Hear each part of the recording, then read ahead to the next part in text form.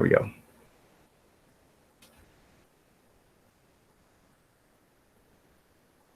As soon as it dings, whenever it dings. Google Meet's been taking a while to record lately. It did ding? Huh. It's not dinging for me. It's still showing that it's about to record. There we go. It dinged. Oh. Huh. Weird. All right. That's going to be a weird start to that recording. Anyways, right, we were talking about sketching your graphs last time, right? Looking at a derivative and figuring out what the original graph would look like. And I had questions from some students who were in my office hours the other day. They were wondering, like, how do you know how much a function should increase by or how much a function should decrease by? Just because I know that the derivative is positive here from -4 to -2, how do I know that it only increases this much, but not a little bit higher? How do I know it doesn't go like up here per se? And I had to reassure that it's okay as long as it's increasing. I don't care how much it's increasing by. They do tell you, by the way, how much it increases by. You can see the steepness of it by the value of each of these derivative values, right? It's going to be a lot steeper at this point than it is at this point and this point. These 2 points have similar slopes of something being less than that point right there in the middle, right?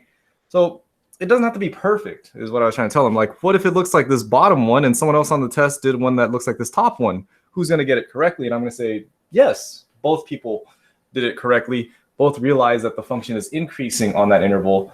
And I would give the credit for both students there, right? With that being said, it's a little bit more difficult if you have a second derivative, because then you have to start talking about the concavity of your thing here. And that's, if you notice, it is decreasing from here all the way to here. The derivative is decreasing. I should say the derivative is decreasing from here to here. And if I wanted to be super specific with my decreasing like this, I should have made it so it has a concave down shape on the original graph. But that's okay. If I would still give a good amount of points for what is drawn here. Okay, so just keep that in mind. Those are the connections that you need to make now that we're looking at a function, its derivative, and its second derivative, right? Its second derivative tells you enough information to sketch out what you think the graph might look like. And you could also figure out, if you know that this is the first derivative, you can actually calculate or sketch what the derivative of this is going to look like, right? If you really want it to. You can see that the function, the derivative is increasing from here all the way to -3, and then it's decreasing from -3 all the way to 1, and then it's back to increasing from 1 all the way up to infinity. So you could actually tell me where is the what values are the second derivatives going to be, right? The second derivatives are going to be positive here, it's going to be negative here, and it's going to be positive here for the second derivative. So those are different things that you can find from looking at just the derivative graph, and just from the derivative graph, you could figure out its second derivative, what its graph looks like, and you could figure out what the original graph looks like, okay? Now, with that being said, I was trying to connect it to here. When you do the connection between a function, its first derivative, and its second derivative, it actually leads us to this guy right here. I'm going to actually change this position to an x function instead of s, just to make s is actually fine, just to get it to match with what I have here. So if you have a position function, right, remember, right, the first derivative of a position function is its velocity, right? And now that we know how to analyze derivatives, the same rule applies to velocity as well. Since velocity is just a derivative of the function, right? If the velocity is positive, that means the original function, or the position of the original, whatever it is you're talking about, like let's say a particle in this case, is traveling forward, whatever you define forward to be, right? Or to the right, let's say if we were doing it on a number line. So if the derivative is positive, you can say that, hey, this particle is traveling that way. It's traveling to the right, right? When the derivative is negative, it's going backwards. It's traveling in the negative direction, whatever you define to be the positive and negative direction, okay? So yeah, that's that part right there. So if I ever ask you guys like, hey, can you tell me when is the velocity equal to 0? Then you just take the derivative and set it equal to 0. That also happens to be your critical point, because then you can see when does the particle change direction, right? That's when it goes from positive to negative or negative to positive. That's around this guy right here. If you take the second derivative of your function, you end up with a function of acceleration. And that is going to tell you, well, we talked about it being as concave up and concave down. But in reality, the acceleration is going to tell you how much the velocity is changing by. Now, if acceleration is positive, that means the second derivative is positive, which means that the function is concave up. So there's two things that could happen when you have something that's concave up. You could have a function that is increasing and concave up, right? Or you can have a function that's decreasing and concave up, like that. Okay. So if you're looking at it this way, if you had something that were both positive here, if you have something where the velocity, right, is positive and the acceleration is positive, you get something that is accelerating and going faster and faster as time moves on. But if you have something where the velocity is positive and the acceleration is negative, it's still going forward. It's still traveling to the right, but it's slowing down. It's eventually going to slow down to here, right? That's all that's saying. If you have something that has a positive velocity but a negative acceleration, let's say its speed was 50 miles per hour. Now its speed is going to go down to 40 miles per hour, 30 miles per hour, 20 miles per hour, all the way until it reaches zero at some point, or it might never reach zero. But that's pretty much the idea here. If you see that the velocity and acceleration are the same sign, it's going to start speeding up in whatever direction it's facing. Okay. So if you have a velocity that is negative, right, that means it's going backwards, and you have an acceleration that is also negative, that means it's going faster in the negative direction, meaning it's not only decreasing, but it's concave down, so it's going down at a faster rate. You see that? That's for this guy right here. Anyways, and then last but not least, of course, you could have it where the different signs, you have velocity is negative, but acceleration is positive. That means that it's decreasing. I messed that one up. This one's supposed to be like this, concave down, and this one's supposed to be like that. There we go. So it's still increasing, but it's slowing down, and this one is now going in the opposite direction, but it is increasing its acceleration. I just realized this is probably a lot more confusing than anything, but we'll do some more. I gotta start applying these word problems here, and we gotta start doing some more practice problems on these ones. But I don't know. I don't want you to overthink this.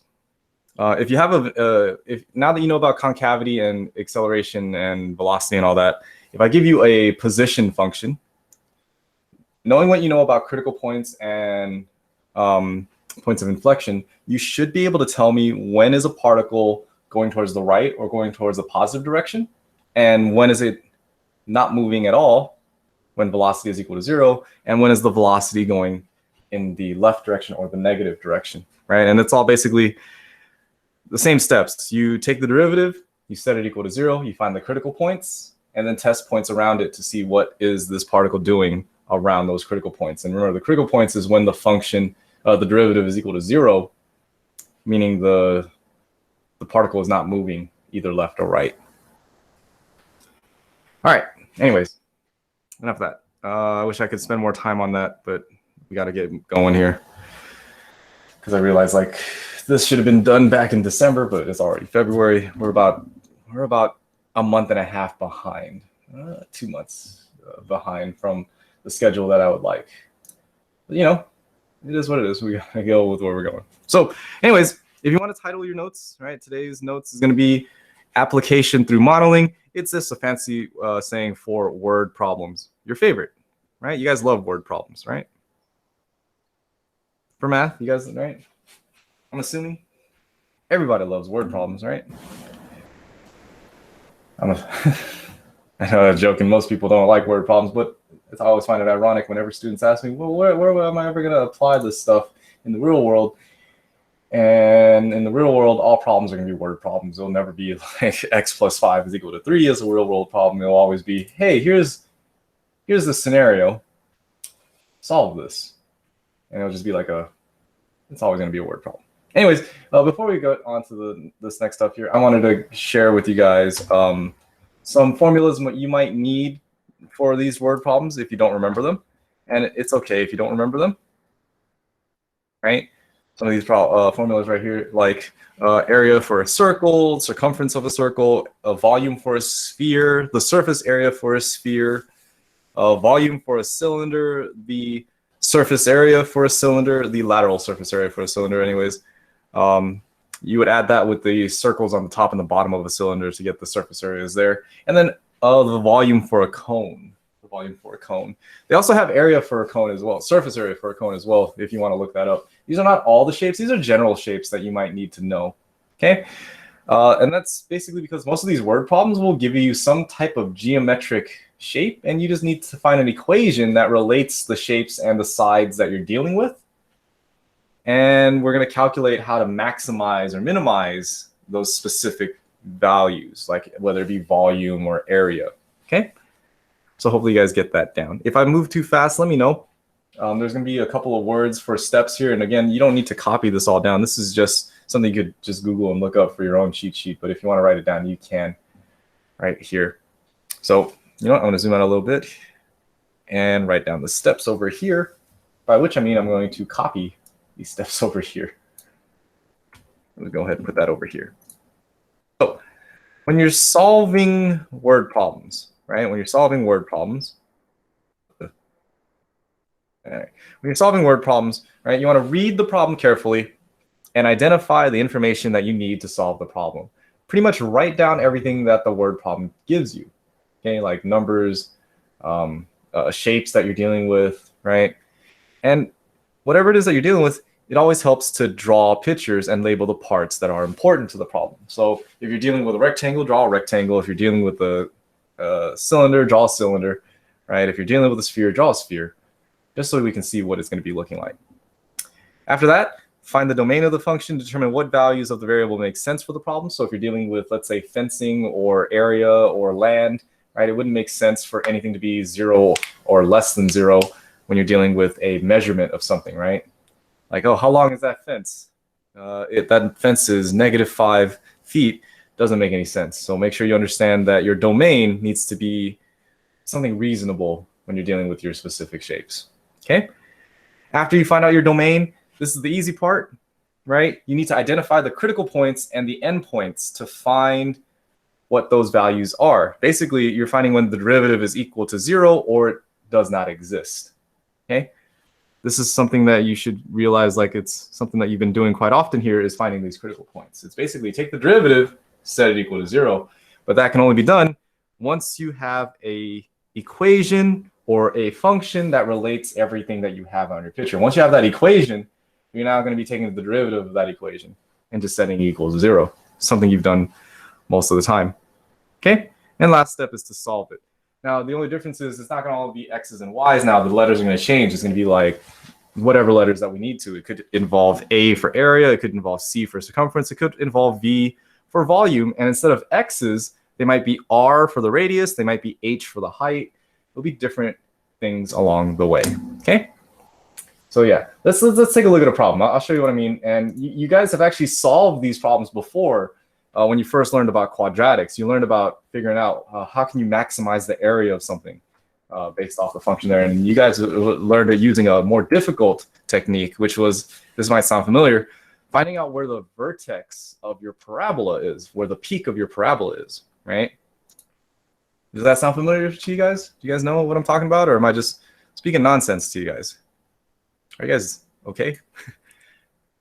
Haven't heard much response from you guys today. All right.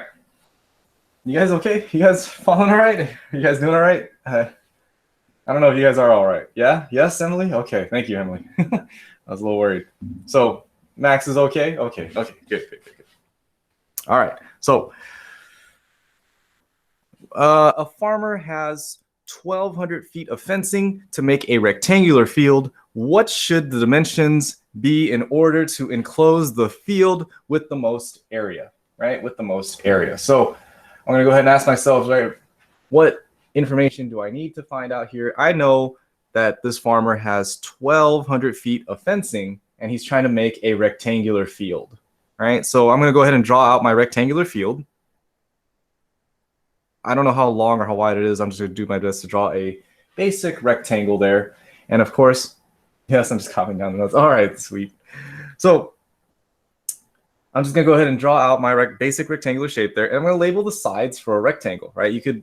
It's up to you how you want to label your rectangle. Some people do base and height. Some people do width and height. Some people do width and length. What do you guys prefer when you have a rectangle here? What variables do you guys prefer to use?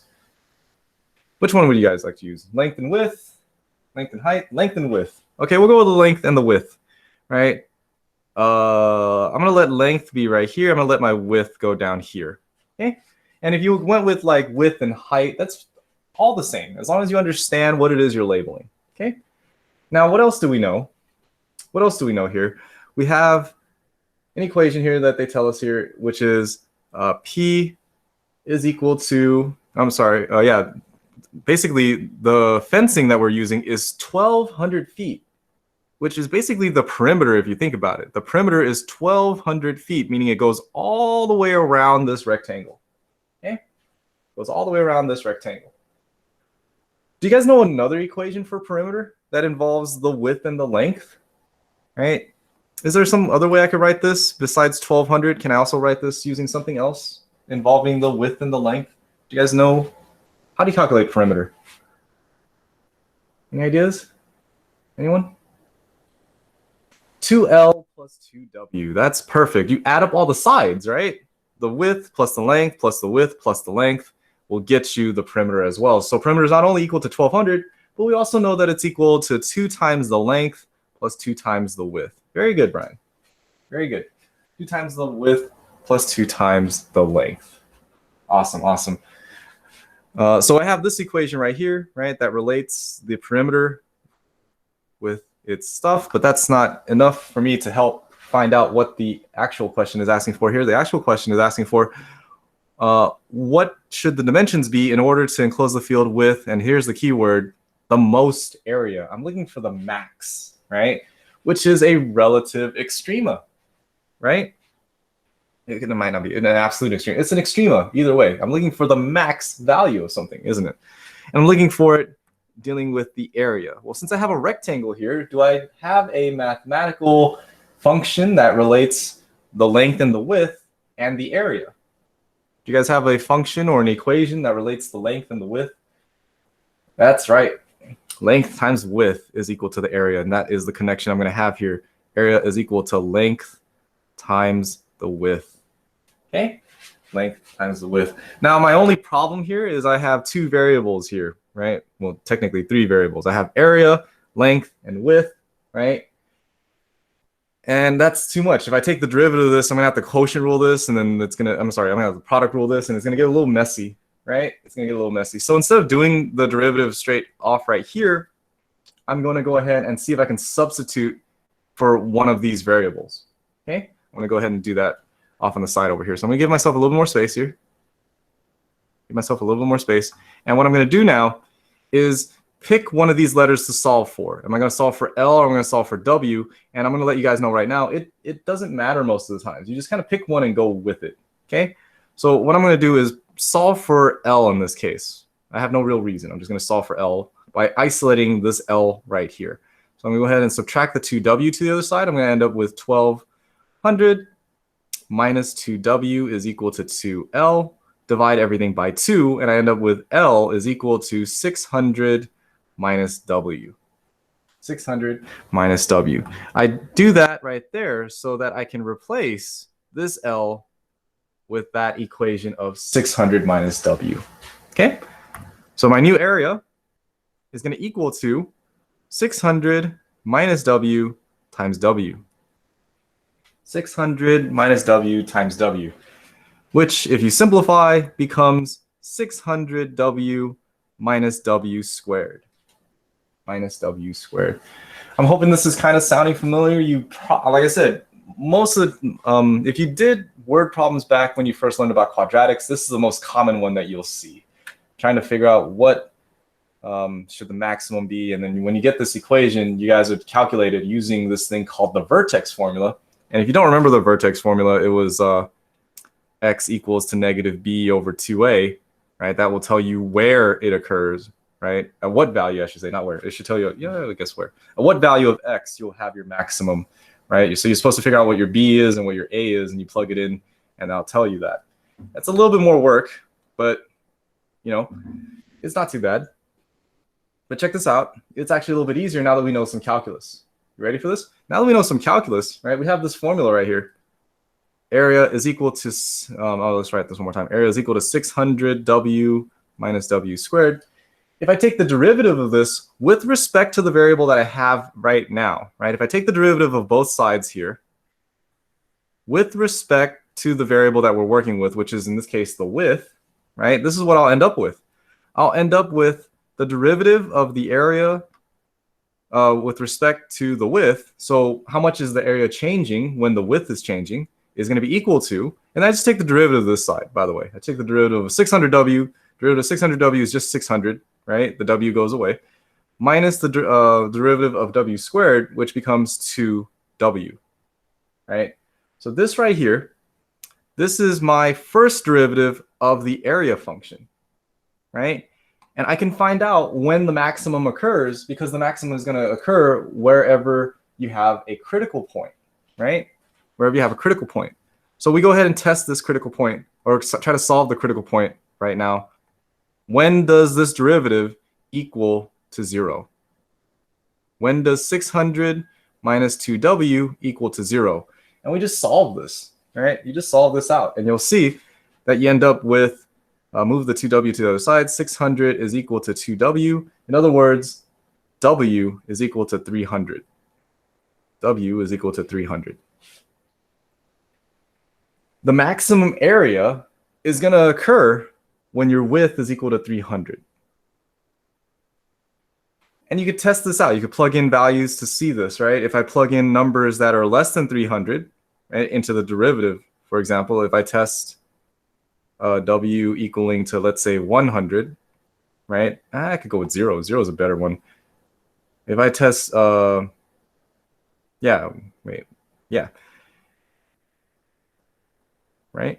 Yeah. If I test w is equal to 0, I end up with the derivative dA dw is equal to, let's say, 600. So it's a positive change, right? So it's the function is, the area is increasing for everything less than 300. And if I pick a number that's greater than 300, like let's say w equaling to, I don't know, 400, right? We end up with the change in area with respect to the width is going to come out to be 600 minus 800, which is going to be negative 200, right? Which means that the area is decreasing after the width being 300. So if you can picture that, right? When the width is going towards 300, the area is getting bigger, right? And then once it reaches 300, the area reaches its max area, right? And then at like 301, 302, the area starts to shrink back down. Right? That's what this function is doing for the area of this rectangle. So we have ourselves a maximum area at the critical point when the width is equal to 300. So what should the dimensions be for this thing to have a maximum area? Well, I need the width to equal to 300, right? If I know the width is equal to 300, I could figure out what the length is because of my equation I found earlier. And my length is just going to be equal to 600 minus 300, which tells me that the length is going to be equal to 300 feet. So length equals to 300 feet, and the width equaling to 300 feet is the maximum, is the dimensions I need to get the maximum area. And this is word problems in a nutshell, right? Like you're basically taking what you've learned, which is how to find the derivative, right? Finding these critical points, and now we're applying it to actual real world scenarios where you're trying to find out the maximum of something or the minimum of something. But what makes it a little bit different is that you have to get these equations that connect the two together, right? So basically, if you want to break down the steps for this, you're looking for what's the max and what's the min, pretty much, right? What's the max and what's the min is what I would go with. Does that kind of make sense, or are you guys okay? Hopefully. If not, let's just do another problem, and we'll work our way through. Okay, let's go with another problem right here. Let's try another one. Oop. Suppose the farmer in the previous problem could use a stream as one of the borders. Suppose the farmer in the previous problem could use a stream as one of the borders. So he's still making a fence to create this enclosed area, but this fence is only going to have 3 sides now because the 4th side is a river. All right? What should the dimensions be for the remaining sides to enclose the rectangle with the most area? Right? What do you guys think?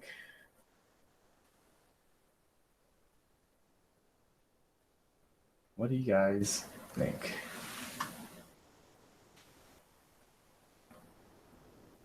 Draw your picture for right now.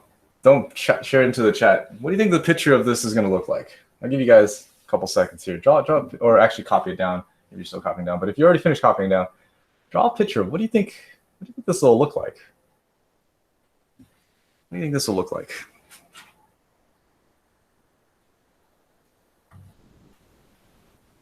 All right, hopefully you drew something like this, right? You imagine a river, right?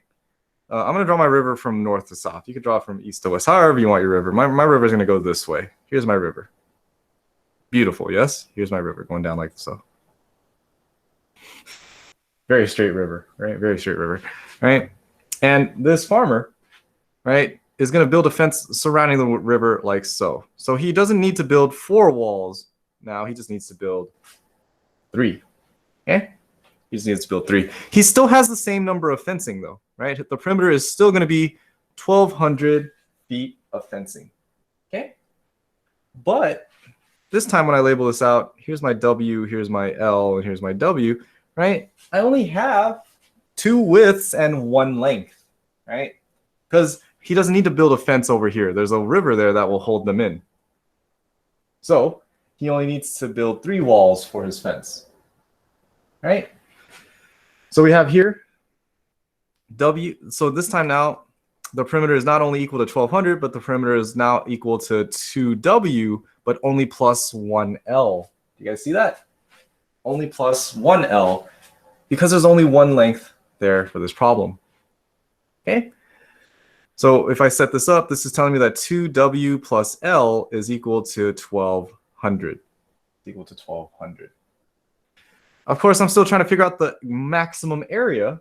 So that means that the main equation I'm actually going to be working with is the area equation. And of course, the area of a rectangle still stands, right? The area of the rectangle is still length times width, right? It's still going to be length times width. Okay?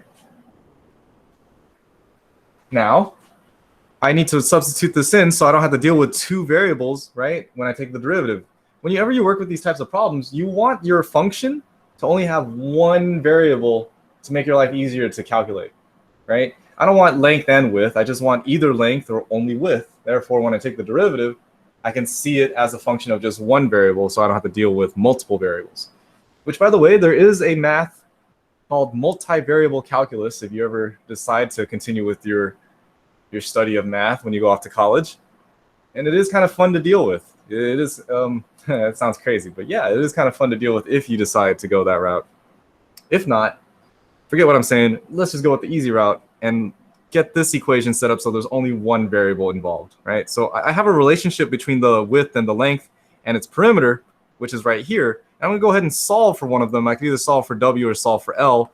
Looking at this, it'll probably be easier to solve for L and then get that to replace this L with just a equation that has a W in there. So I'm going to go ahead and subtract the 2W to both sides. I'm going to end up with L is equal to 1,200 minus 2W, right? And that's my new thing I can plug in for L into my area equation, so I don't have to deal with both a length and a width, just a width. So I have here area is going to equal to 1,200 minus 2W times W. There is my new area equation that relates, well, the area with just the width, right? With just the width. So my new area equation is going to be equal to 1,200W minus 2W squared, right? Minus 2W squared. So that was, if you're following along with the steps here, right? If you're following along with the steps, right? What we've just done was we developed a mathematical model by drawing a picture, we labeled the parts, and we wrote all the equations that relate them together, right? Then I used the equation for the perimeter to make my area equation to have only one variable so that it'll be easier for us to find the critical points, right, of the shape that we're dealing with. So to find the critical points, we just need to take the derivative of this. Now, here's the thing. Have you guys gotten used to this idea? When you take the derivative, we always take the derivative with just x, right? We always take the derivative with respect to x. But in this particular case, I need you guys to see what you're taking the derivative with respect to is not going to be with x, right? It's going to be with the variable that we're dealing with in here, which is the width. So I need to take the derivative with respect to the width, right? Which tells me then, as the area changed compared to when the width changed, that's the derivative that we're calculating here. The rate of change, though the area is changing with the width, is going to be equal to the derivative of this with respect to w, which is going to be 1200 minus 4w, minus 4w. So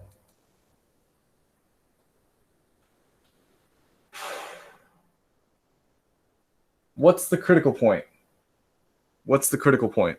What do I do to help me find the critical point? What do I do with this derivative that I just found? You guys will probably already know. You take this derivative that you've already found, this 1200 minus 4w, and you just set it equal to 0, right? Set it equal to 0 and we solve for it. So we end up with 1200 is equal to 4w by adding the 4w to the other side. So w is going to equal to 1200 divided by 4, which is 300. 300. Right?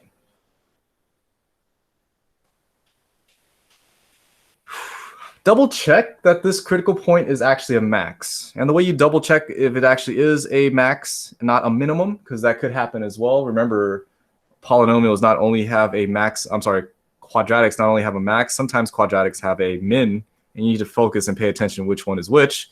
In this case, though, it is going to be a max, but we just still want to test it, right? You want to test points that are below, so let's test w equaling to 0, and you want to test points that are above, so w equaling to 400, and double check to see what the signs are doing. Okay, over here, if I test it into the derivative, hold on a second. Kaya. Kaya. Hey, off.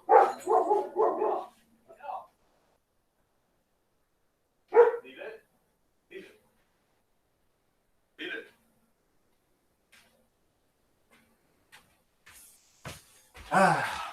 Sorry about that. Dog was barking. Okay, so test the derivative values to see if they're positive or negative or positive, right? So if I plug in 0 into the derivative right here, right? If I plug it into dA dw, the derivative is going to tell me whether it's positive or negative. And when you do that, you'll see that this one's going to be positive. And when you plug in it into the derivative for 400, when you plug it in for 400, you'll end up with something that's negative. And this is important. You want this to happen if you're looking for a max. You want your original function to be increasing and then decreasing so that at this critical point, you have a max, right? You have a peak at that. It's going up and then going down. Therefore, at 300, you have a maximum. So if w is equal to 300, you can find out what L is equal to by plugging it back into the secondary equation that you have up here and solving it out. So you end up seeing that, oh, if w is equal to 300, right? That means the length has to be equal to 300 times 2 is 600. 1200 minus 600 is going to be 600 feet. So the dimensions of this fence needs to be 300 by 600 to get you the maximum area for this land. You guys doing all right? You guys doing okay? It's a little weird. It definitely will take practice, and I think further practice for this one is definitely going to be due on Delta Math, so you guys can see a video of this. So your homework for this one is not going to be a book problem. I think your homework for this one is going to be Delta Math problems. Okay?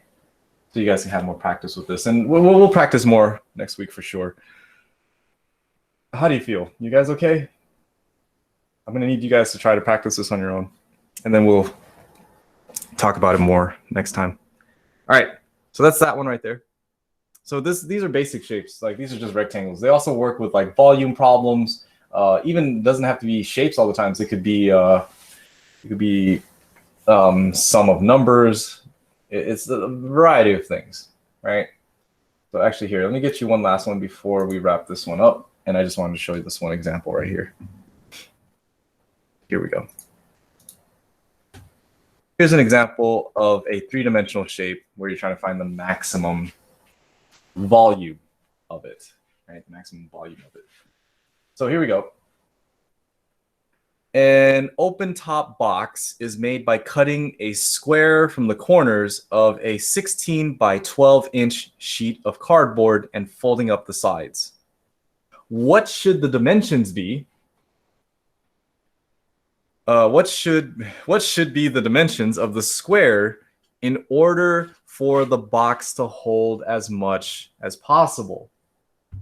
Now, this is one of those things where it's like I said, it's different, right? Most students have never actually got this idea of like what they should draw, what, you know, and I think that's what's going to be the hard part about this is don't try to memorize these steps. Whatever shape they throw at you is going to be different each time. And what you need to be able to do is be able to visualize that said shape. So they're telling us that what we're dealing with is going to be a open top box, right? An open top box. It's going to be something like this. Look at that beautiful drawing. Isn't that great? So this top right here, right, is an open top box. I'm going to erase that little part right there. Right? Beautiful drawing. Yeah? Beautiful drawing. All right, so that's what it's going to look like. All right, maybe your box is better. But this box is coming from a flat sheet of cardboard, right? That's the part that you got to make sure you understand. This is coming from a flat sheet of cardboard. I'm gonna make this cardboard. What color is the cardboard? Cardboard's like yellow, right? Is it like yellow? Is that a good cardboard color? Yeah, there we go. No, I didn't want to change the color of the box. I guess it would change the. Okay, the box is gonna be yellow as well. So this piece of cardboard, right? I'm sorry. Yeah, this piece of cardboard is this rectangular sheet here that is supposed to be 16 by 20 inches, right? 16 by 20 inches. So I'll move this box over again.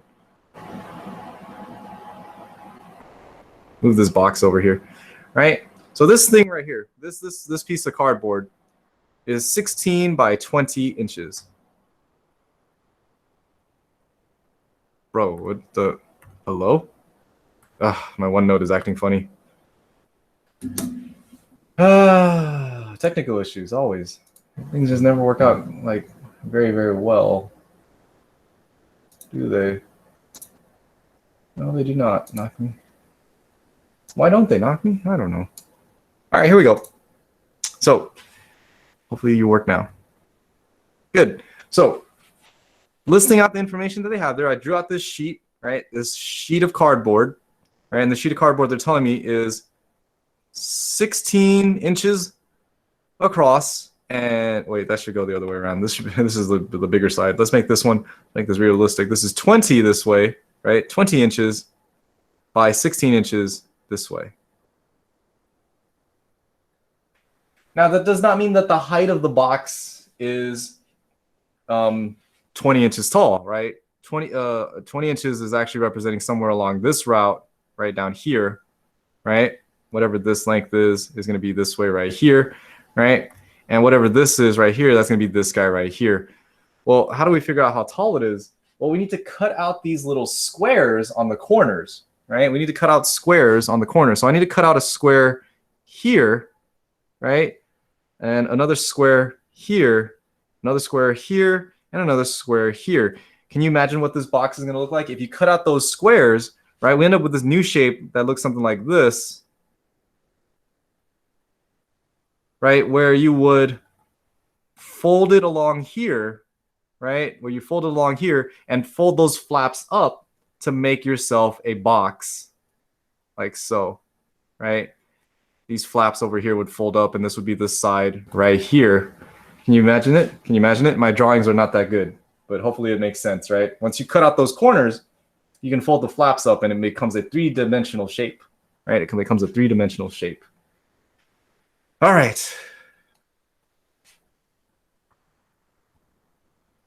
So let me erase that real quick. So that's the idea here, right? That's the idea here. So help me out here, guys. right? I'm looking to get as much so the box can hold as much as possible. That's just another word for calculating the volume, right? Calculating the volume.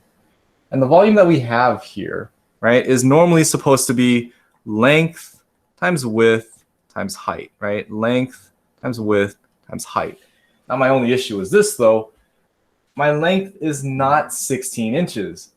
My height is, my width is not 20 inches, right? And we also don't know what this height is going to be. This height right here. But I do know that I'm supposed to be cutting out these little squares out of there, and I don't know what those lengths need to be yet, so I'm just going to call it x. And since it's a square, it needs to be x on both sides here and here. And it's going to go all the way around this sheet of cardboard, right? So help me out here, guys. This length of this cardboard is not going to be the full 20 inches. It's just going to be from here to here instead. This right here is going to be the length of this said box. Can somebody help me out here? What do you think that measurement is if it's 20 all the way across and I'm cutting a square shape X length over here on both sides? And Brian's already got the idea here. This is going to be 20 minus 2x. That's right. The length of my box is going to be 20 minus 2x. Using that same strategy, what's going to be this right here? What's going to be my width right here? Somebody got a number for that one? Anyone? Anyone got a number for that one? What's that going to be? Follow suit. Oh, Brian's just going to answer it twice in a row. Good job, Brian. So this one's going to be 16x. 16. This right here is going to be 16 minus 2x, right? That's this guy right here, 16 minus 2x. Okay? We're almost done. We're almost done. Anyone have a guess to what the height of this box is going to be? Anyone have a guess to what this height is going to be? How tall is this box? How tall is this box when I fold this up? X. That's right, Brian. Both Brians. Very good. It is X. And you guys can see it. Since I cut it this amount here and I cut this amount here, when you fold this tab up, this X is going to come popping out of there and standing up as a height of your box. And your height is going to be this X. Okay? Your height is going to be this X right here. So I have my length, I have my width, I have my height. Again, if you were taking multivariable calculus, you could just take the derivative here and do the derivative with multiple variables.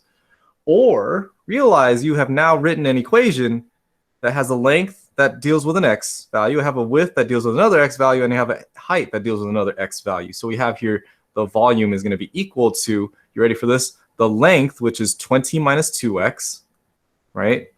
The width, which is 16 minus 2x, right? And the height, which is just x. There's your equation that helps you figure out what is the volume of this box, right? What is the volume of this box? So I'm going to go ahead and write that down.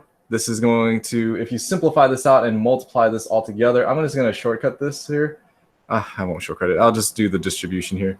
I'm going to distribute this x into here, so I end up with 20 minus 2x times 16x minus 2x squared. And then I'm going to FOIL this guy out over here, and this is going to give me the volume of this box as a function of x is going to be 4x cubed minus 72x squared. Plus 320x. 320x. Okay, 320x. So this is the function right here, right? Volume function. What I'm going to do now is try to find the critical points, and to find the critical points, I need to find the derivative of this. So I'm going to take the derivative of this with respect to x. I'm going to write it as v prime since it's with respect to x. I'm going to have here 12x squared minus 144x plus 320. All right, so I'm taking the derivative of this guy, and I'm going to use the derivative to help me find the critical points. Critical points. right? Critical points is just, again, when the derivative is equal to 0, I'm going to set that down right here as 12x squared minus 144x plus 320. Set that equal to 0. Can you guys try doing that real quick? Give me 1 second. Kaya! Hey! Oh, that's it. Come on. Kaya! No. Hey! Leave it. Hey! Kaya! Kaya! Go. Come on.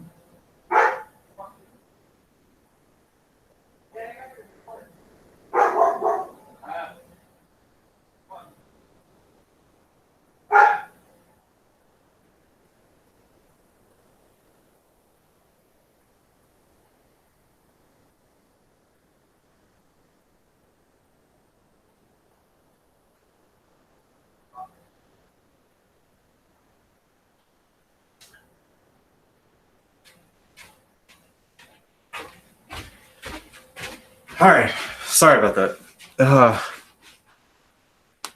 Dog is upset. All right, let's wrap this up. So for this problem right here, right, setting this equal to 0 and solving it, it's not factorable. I'm just letting you guys know right now. I don't have enough time for us to do this one. But if you were trying to solve this by factoring it, it's not going to be factorable. So you would need to use the quadratic formula, right? Or you can use your graphing calculator and graph it and see when does it equal to 0. Okay? Actually, can you guys do that right now? Because I need to go check on this dog. I don't know what she's barking at. So get a graphing calculator, plug this in, see where is equal to 0 at. You will get 2 answers. You'll get x is equal to 1 or x is equal to another one. Do that real quick. Plug it into your graphing calculator. Go to Desmos if you want to and see if you can find out when does this thing equal to 0. All right, Kyle, that's it. Come on. Come on. You can't stay out there. Let's go. Let's go.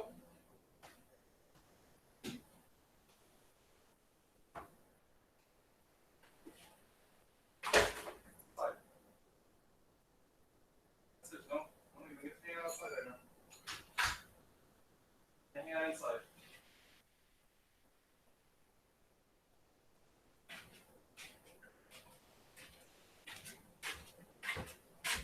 All right. This dog is having a rough morning this morning. Okay. So, like I said, use the quadratic formula, solve it however, whatever algebra skills you have. I'm going to be using Desmos right now to help graph this one. Let me go ahead and plug this function in, which is 12x squared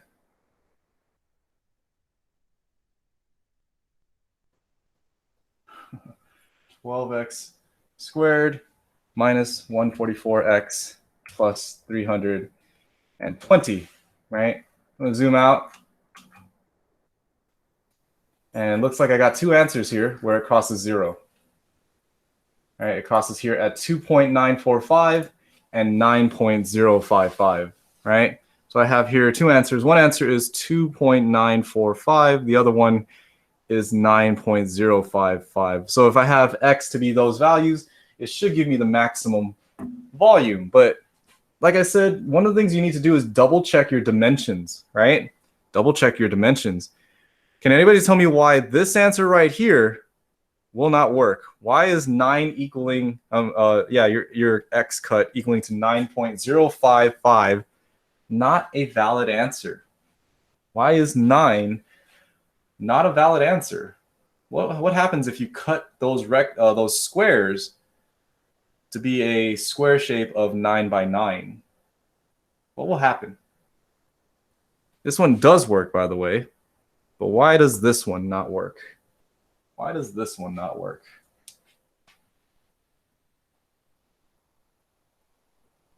It's more than 20 inches. Close, close. You're almost on the right track. You're on the right track. It's more than something, but when you cut it on both sides of the box, it's not more than 20, right? It's not more than 20. It's more than the other one. It's more than 16. There you go. because it comes out negative for the lengths in the equation. That's right. That's another way of looking at it. Basically, you don't have enough box to cut 9 inches from both sides, right, of this cardboard sheet, right? If I cut this way to this way about 2 inches, and I cut this way to this way about 2 inches, then I'll still have about whatever here in between to work with. But if I cut out 9 inches here to here, and I cut out 9 inches from here to here, I don't have enough box to do that. So 9 looks valid for this calculation, but it doesn't work with our dimensions, right? 9 is not a valid answer for this case. So how much I need to cut this by is about by 2.945 for that one. Okay, all right.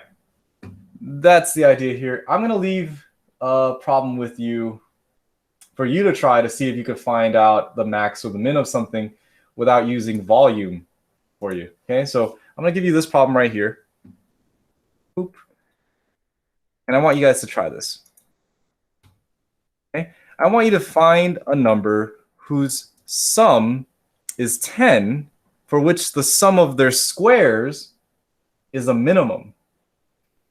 I want you to find two numbers where the sum of those two numbers is equal to 10, but the sum of their squares is the smallest possible number, is a minimum instead of a maximum. Okay? And I'm going to leave you with the same steps from earlier, except I'm going to have a shorthand of it right here. So let me go ahead and put this down. Wow, you guys can't see that, can you? Probably not. Let's go ahead and make that a little bit bigger. Let's make that like size 16. There we go. So here we go. All right, it's the same thing as before, but this time you're not going to be able to draw a picture for this one. You need to write a equation or something that will help you to solve the problem. Develop a mathematical model. In this case, we can't draw a picture, we can't label it, but we can write an equation that relates them. So I'm just letting you guys know right now, one of the equations you're going to be dealing with is the sum is 10, and then the sum of their squares is the other equation. So here's how I'm going to let you guys start this off on your own here. You should let, x equal to one of the numbers and let y equal to the other number. And see if you can set up an equation that deals with those two. Okay? And I'm going to wrap it up there. I'm going to call it there, let you guys take a hold of everything that we went through today. I'm sorry for doing a quiz and doing a new lesson. I know it's a lot, and we also didn't have much time to do all of this, and I kind of rushed through it. But hopefully you guys will be okay. If you have questions about this, let me know. I'm going to post your homework for this onto Delta Math so you guys can practice these word problems. Just letting you know right now, it's not that important, I should say. It's more of about practicing you taking derivatives of things and solving for critical points, right?